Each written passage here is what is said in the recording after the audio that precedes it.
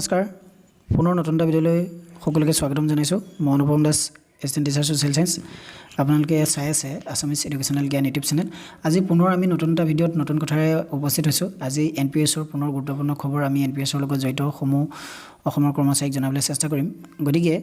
NPSৰ লগত যিসকল অসমৰ কৰ্মচাৰী জড়িত আছে আমাৰ ভিডিঅ'বিলাক আগতে চাইছে গতিকে আপোনালোকে শেষলৈকে ভিডিঅ'খিনি চাব আৰু NPSৰ কাৰণে যিখিনি জানিব লাগে সেইখিনি জনাটো খুব দৰকাৰ গতিকে আহক ভিডিঅ'ৰ আমি মূল বিষয়বস্তুলৈ আগবাঢ়ি যাওঁ NPS কৰ্মচাৰী সন্থাৰ 15 জুনৰ যি আন্দোলন আছিল সেই আন্দোলনৰ কাৰ্যসূচী ইতিমধ্যে স্থগিত ৰখা হৈছে দাবী পূৰণৰ ক্ষেত্ৰত চৰকাৰৰ ইতিবাচক সঁহাৰি প্ৰধানমন্ত্ৰী আৰু মুখ্যমন্ত্ৰীলৈ উপায়ুক্তৰ জৰিয়তে দিব স্মাৰকপত্ৰ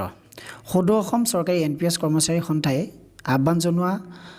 মতে অহা 15 জুনৰ আন্দোলনৰ কাৰ্যসূচী স্থগিত ৰখা হৈছে সন্থাৰ সভাপতি অচ্যুতানন্দ হাজৰিকাই জনোৱা মতে 15 জুনত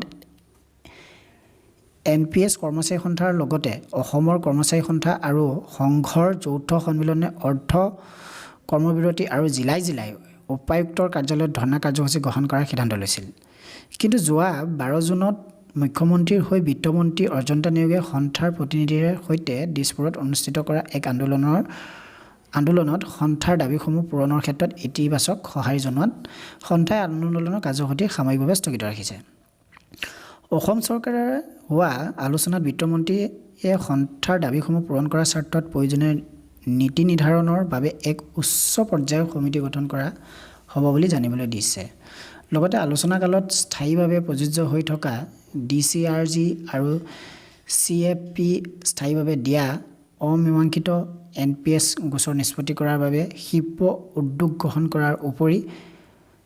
2021 চনত অসম চৰকাৰে ঘোষণা কৰা 10 দিন চাকৰি কৰিলেও 10 লাখ টকা দিয়া হ'ব বুলি কৰা ঘোষণা কাৰ্যকৰী কৰাৰ ক্ষেত্ৰত জনোৱা ইতিবাচক সঁহাৰি কৰ্মচাৰী সমাজৰ বাবে এক শুভ লক্ষণ বুলি প্ৰকাশ কৰে সভাপতি হাজৰিকাই লগতে কয় যে সন্থাই আন্দোলনৰ কাৰ্যসূচী স্থগিত ৰাখিলেও কাইলৈ সন্থাৰ উদ্যোগত গণস্বাক্ষৰিত স্মাৰকপত্ৰ প্ৰধানমন্ত্ৰী আৰু মুখ্যমন্ত্ৰী ডাঙৰীয়ালৈ জিলাৰ উপায়ুক্তৰ জৰিয়তে প্ৰদান কৰা হ'ব গতিকে NPSৰ লগত যিসকল কৰ্মচাৰী জড়িত আছে সেইসকল কৰ্মচাৰীক আমি আগতো বিনম্ৰ অনুৰোধ জনাইছোঁ আৰু NPSৰ সমূহ যি কমিটি আছে সকলোৱে অনুৰোধ জনাইছে যাতে NPSৰ লগত যিসকল অসমৰ কৰ্মচাৰী জড়িত আছে তেওঁলোকে যাতে অল্ড পেঞ্চন চিষ্টেম পায় বা OPS পায় সেই OPS পাবৰ বাবে যিখিনি তেওঁলোকে কাৰ্যসূচী হাতত লৈছে চৰকাৰৰ লগত আলাপ আলোচনা কৰিছে বা বিভিন্ন ধৰণৰ যি বাদ প্ৰতিবাদ এই সকলো সময়তে যাতে তেওঁলোক NPSৰ লগত জড়িত যিসকল কৰ্মচাৰীবৃন্দ আছে অসমৰ সমূহ কৰ্মচাৰীবৃন্দই যাতে তেওঁলোকক সহায় সহযোগিতা কৰে আৰু তেওঁলোকৰ ওপৰত আস্থা ৰাখে সেয়ে ইতিমধ্যে তেওঁলোকে অনুৰোধ জনাইছে গতিকে এনেকুৱা ধৰণৰ খবৰ পাই থাকিবৰ কাৰণে আপোনালোকে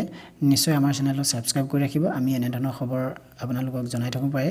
গতিকে আজিৰ ভিডিঅ'ৰ যি মূল বিষয়বস্তু আছিল ইমানেই গতিকে ভিডিঅ'টো সামৰণি মাৰিছোঁ পুনৰ নতুন এটা ভিডিঅ'ত পুনৰ লগ পোৱাৰ প্ৰতিশ্ৰুতিৰে ধন্যবাদ